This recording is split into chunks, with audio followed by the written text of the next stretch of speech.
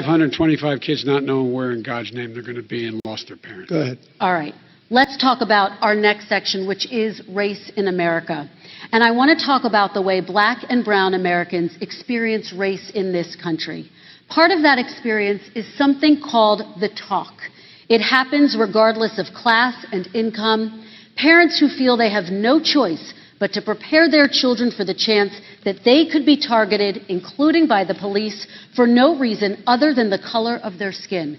Mr. Vice President, in the next 2 minutes, I want you to speak directly to these families. Do you understand why these parents fear for their children? I do.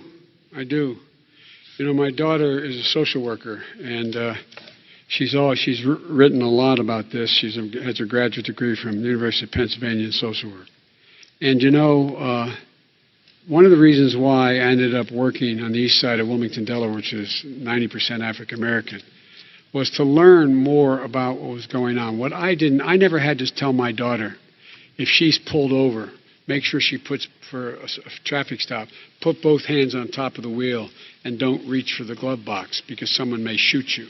But a black parent, no matter how wealthy or how poor they are, has to teach their child, when you're walking down the street, don't have a hoodie on when you go across the street.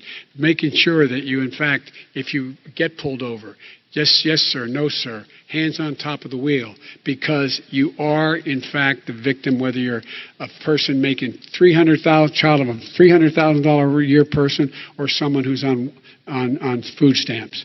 The fact of the matter is there is institutional racism in America. And we have always said, we've never lived up to it, that we hold these truths to be self-evident. All men and women are created equal. But guess what? We have never, ever lived up to it. But we've always constantly been moving the needle further and further to inclusion, not exclusion. This is the first president to come along and says, that's the end of that. We're not going to do that anymore. We have to provide for economic opportunity, better education, better health care, better access to schooling, better access to opportunity to borrow money to start businesses. All the things we can do, and I've laid out a clear plan as to how to do those things, just to give people a shot. It's about accumulating the ability to have wealth as well as it is to be free from violence. President Trump, same question to you, and let me remind you of the question. I would like you to speak directly to these families. Do you understand why these parents fear for their children? Yes, I do. And again, he's been in government 47 years. He never did a thing except in 1994 when he did such harm to the black community. And they were called, and he called them super predators. And he said that. He said it, super predators. And they have never lived that down. 1994, your crime bill, the super predators. Nobody has done more for the black community than Donald Trump. And if you look, with the exception of Abraham Lincoln, possible exception, but the exception of Abraham Lincoln, nobody has done what I've done. Criminal justice reform, Obama and Joe didn't do it. I don't even think they tried because they had no chance at doing it. They might have wanted to do it, but if you had to see the arms I had to twist to get that done, it was not a pretty picture, and everybody knows it, including some very liberal people that cried in my office. They cried in the Oval Office. 2 weeks later, they're out saying, gee, we have to defeat him. Criminal justice reform, prison reform, opportunity zones with Tim Scott, a great senator from South Carolina. He came in with this incredible idea for opportunity zones. It's one of the most successful programs. People don't talk about it. Tremendous investment is being made. Biggest beneficiary, the black and Hispanic communities, and then historically black colleges and universities. After 3 years of coming to the office, I love some of those guys. They were great. They came into the office and they said, I said, what are you doing? After 3 years, I said, why do you keep coming back? Because we have no funding. I said, you don't have to come back every year. We have to come back because President Obama would never give them long-term funding, and I did. 10-year long-term funding, and I gave them more money than they asked for because they said, I think you need more. And I said, the only bad part about this is I may never see you again because I got very friendly with them, and they like me and I like them. But I saved historically black colleges and universities. Okay, and we're going to talk about both of your records, but your response to that, Vice President. My response to that is I never, ever said what he accused me of saying. The fact of the matter is, in 2000, though, after the crime bill had been in the law for a while. This is the guy who said, the problem with the crime bill, there's not enough people in jail. There's not enough people in jail. And go on my website, get the quote, the date when he said it. Not enough people. He talked about marauding gangs, young gangs, and the people who are going to maraud our cities. This is a guy who in the Central Park five innocent black kids, he continued to push for making sure that they got the death penalty. None of them were guilty of the crimes they were suggested. Look, and talk about granted, he did in fact let 20 people, he commuted 20 people's sentences. We commuted over 1,000 people's sentences. Over 1,000. The very law he's talking about is a law that, in fact, initiated by Barack Obama.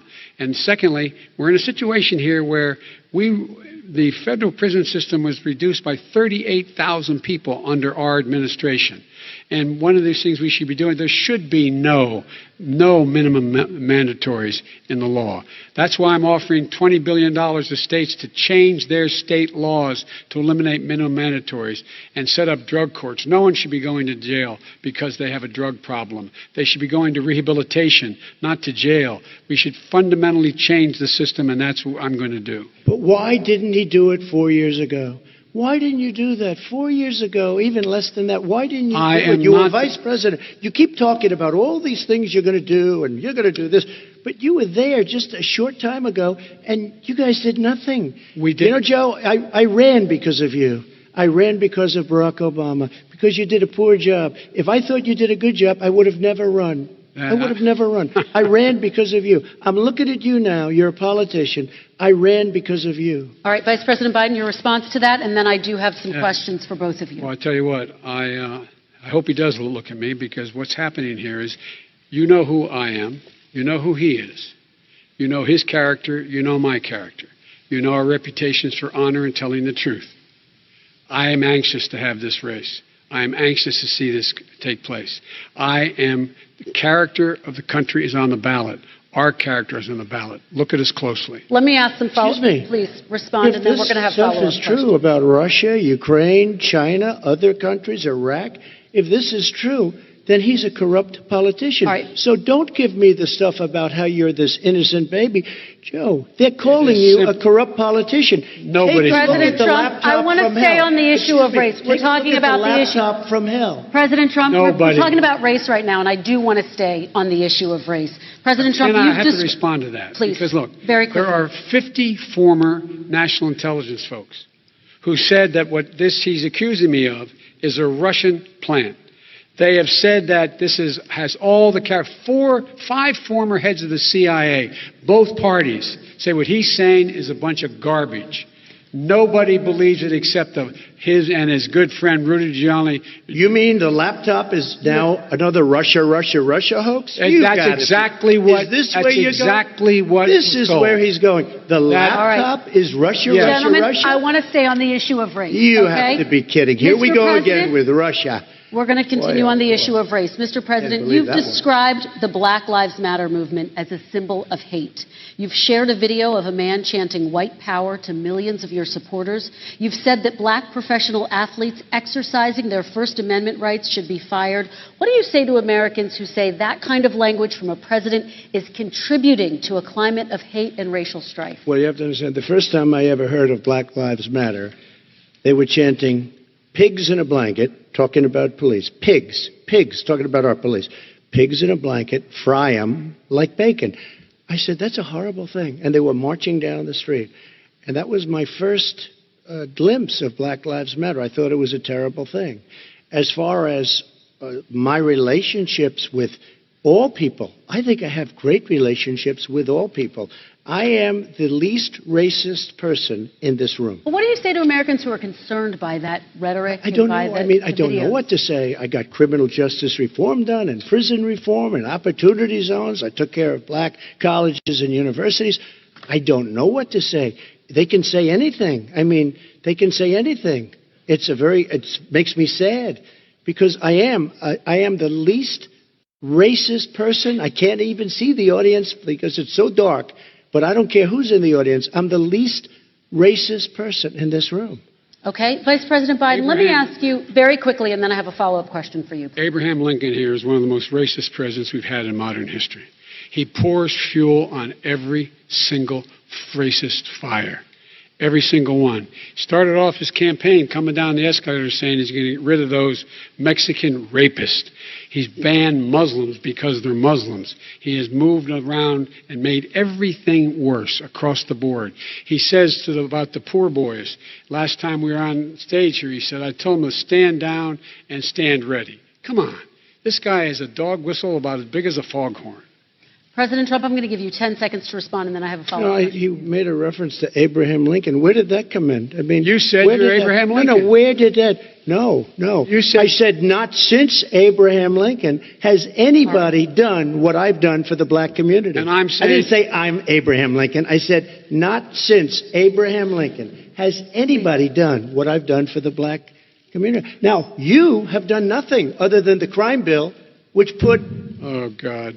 tens of thousands of black men, mostly, in jail. All right, true. let me And you know let me what? a- let me They ask remember Vice it President because if you Biden look a at what's question. happening with the voting right now, Let me ask they Vice remember President that Biden you treated them about- very, very badly. The- Just the- take a look at what's happening out there. Vice President Biden, let me give you a chance to respond within this context. Crime Okay. bills that you supported in the 80s and 90s contributed to the incarceration of tens of thousands of young black men who had small amounts of drugs in their possession. They are sons, they are brothers, they're fathers, they're uncles, whose families are still to this day, some of them suffering the consequences. So speak to those families. Why should they vote for you? One of the things is that in the 80s, we passed 100%, all 100 senators voted for it, a bill on drugs and how to deal with drugs. It was a mistake. I've been trying to change it since then, particularly the portion on cocaine. That's why I've been arguing that, in fact, we should not send anyone to jail for a pure drug offense. They should be going into treatment across the board. That's what we should be spending money. That's why I set up drug courts, which were never funded by our Republican friends. They should not be going to jail for a drug or an alcohol problem. They should be going into treatment. Treatment. That's what we've been trying to do. That's what I'm going to get done because I think the American people have now seen that, in fact, it was a mistake to pass those laws relating to drugs. But they were not in the crime bill. But Okay, why so- didn't he get it done? See, it's all talk, no action with these politicians. Why didn't he get it done? That's what I'm going to do when I become president. You were vice president along with Obama as your president, your leader, for 8 years. Why didn't you get it done? You had 8 years to get it done. Now you're saying you're going to get it done because you're all talk and no action, Jim. We got a Your lot of it response. done. We released You didn't get 38,000. anything We got done. 38,000 prisoners left from the. You got out- nothing done. 38,000 prisoners were released from federal prison. There were over 1,000 people who were given clemency. In fact, we're the ones that put in the legislation saying we could look at pattern and practice of police departments and what they were doing, how they were conducting themselves. I could go on, but we began the process. We began the process. We lost an election. That's why I'm running to win back that election and change his terrible policy. I Quick just response, asked, and then we're I gonna just move asked on one to climate question. change. Why didn't you do it in the 8 years, a short time ago? Why didn't you do it? You just said, I'm going to do that, I'm going to do this. You put tens Because- of thousands of mostly black young men in prison. Now you're saying you're going to undo that. Why didn't you get it done? You had 8 years with Obama. You know why, Because- Joe? Because you're all talk and no action. All right, Vice President Because Biden, and then the- we're going to move on to the next section. We had a Republican Congress.